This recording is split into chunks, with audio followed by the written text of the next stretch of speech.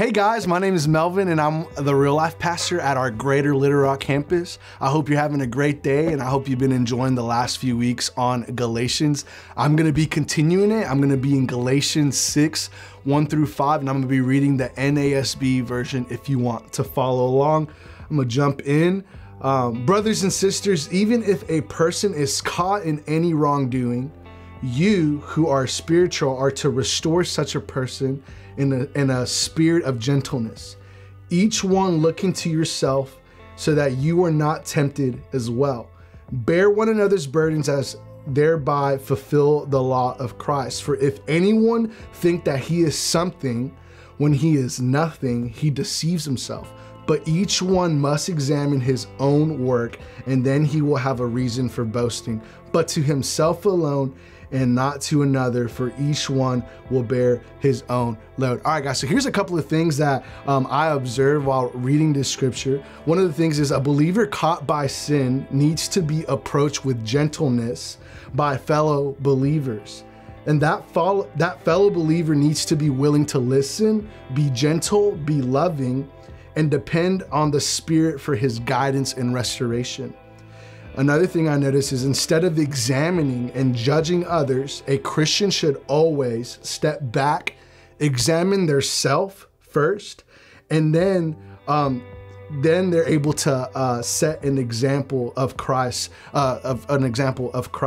Big picture, the importance of being Christ-like is so important in this scripture.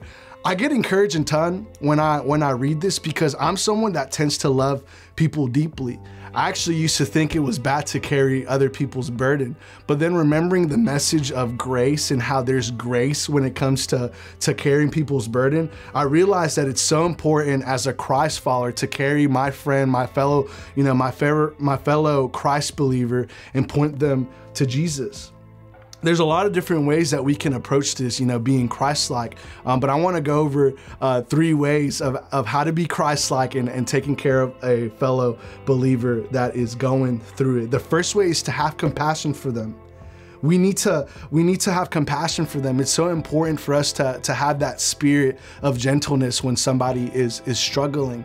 That is one of the most important things when it comes to being Christ-like. Jesus, every time he was walking around, he had compassion. He always had eyes looking for who he could take care of next and who he could walk with next. So it's important for us as believers to be walking in that gentleness with other fellow believers that we're walking with. Another way we can help people and be Christ-like is to serve them. We need to have a helping hand to carry people's burden.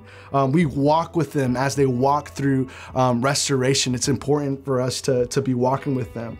And then the third way is that we need to check up on them, and check up on them. Because come on, we get tempted daily, and it's really easy for someone to want to go back, to a certain sin. That temptation is always there. So it's so important for us to always check up on, who, we are loving, especially when they're walking through a path of restoration.